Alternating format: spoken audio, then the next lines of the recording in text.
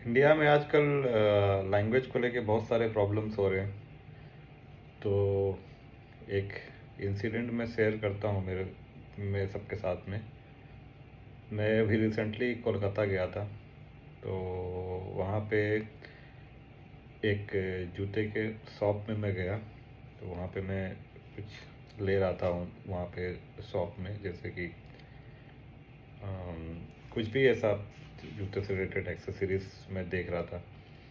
तो बेसिकली जो शॉप वाला था वो मेरे से बंगाली में बात कर रहा था और मैं हिंदी में बात कर रहा था।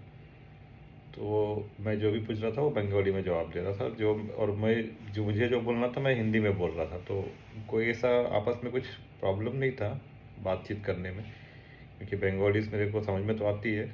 ये 90% तक मैं समझ जाता हूँ। कुछ टिपिकल वर्ड्स होते हैं जो समझ में नहीं आते, क्योंकि मैं उसी जोन का हूँ बेसिकली।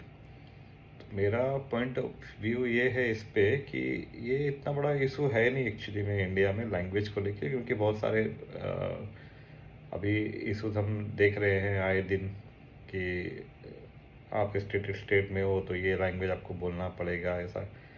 ये इतना बड़ा इशू नहीं है मेरे हिसाब से, इसलिए क्योंकि कोई आपको फोर्स नहीं कर सकता कि आपको क्या बोलना है, आपको क्या नहीं बोलना है। अगर सामने वाला अपने लैंग्वेज में बात कर रहा है तो लेट देम टॉक। अगर वो बोल रहा है कि भाई तुम भी बोलो, तो वो तुम भी बोलो वाला कॉन्सेप्ट तो गलत है। हाँ, ये कर सकते हैं कि उसको समझने की कोशिश करते, rather than I will say that कि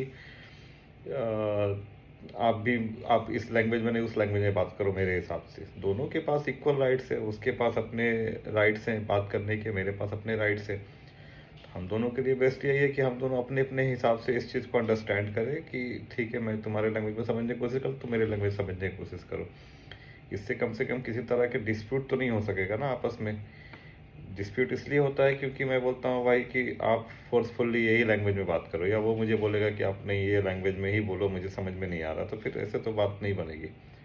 तो मेरे हिसाब से इस चीज़ को दोनों समझ के, दो लोगों के बीच के अंडरस्टैंडिंग के हिसाब से आपस में डिस्कस कर सकते हैं। कोई भी तरह का कन्वर्सेशन हो सकता है, क्योंकि अगर इंसान समझने की कोशिश करे एक दूसरे की लैंग्वेज तो इतनी डिफ़िकल्ट भी है नहीं। मैं ये बोलता हूँ, चाहे कोई भी लैंग्वेज हो, लैंग्वेज जानना अच्छी बात है। इंडिया में बहुत सारे लैंग्वेजेस है, कितने 100 से ज़्यादा है, कितने हैं आइडिया नहीं है मुझे एक्चुअली में, बट है बहुत सारे लैंग्वेजेस है। हर स्टेट के अंदर में बहुत सारे लैंग्वेजेस है।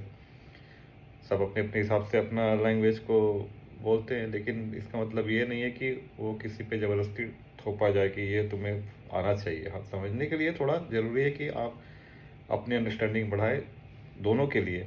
दोनों ही तरफ से ये होनी चाहिए। अगर मैं हिंदी बोल रहा हूँ, सामने वाला अगर XYZ लैंग्वेज बोल रहा है, तो वो भी मेरे लैंग्वेज को समझने की कोशिश करे, मैं भी उसकी लैंग्वेज को समझने की कोशिश करता हूँ, और एक कम्युनिकेशन हो सकता है वहाँ पे, right. So this is the point which I wanted to discuss with you guys. I hope कि ये सब चीज़ें धीरे धीरे ख़त्म हो इंडिया में। लोग अपने दूसरी चीज़ों में फोकस करें, ये इतनी बड़ी छोटी छोटी चीज़ों पे फोकस करके अपना टाइम वेस्ट ना करें। Thank you.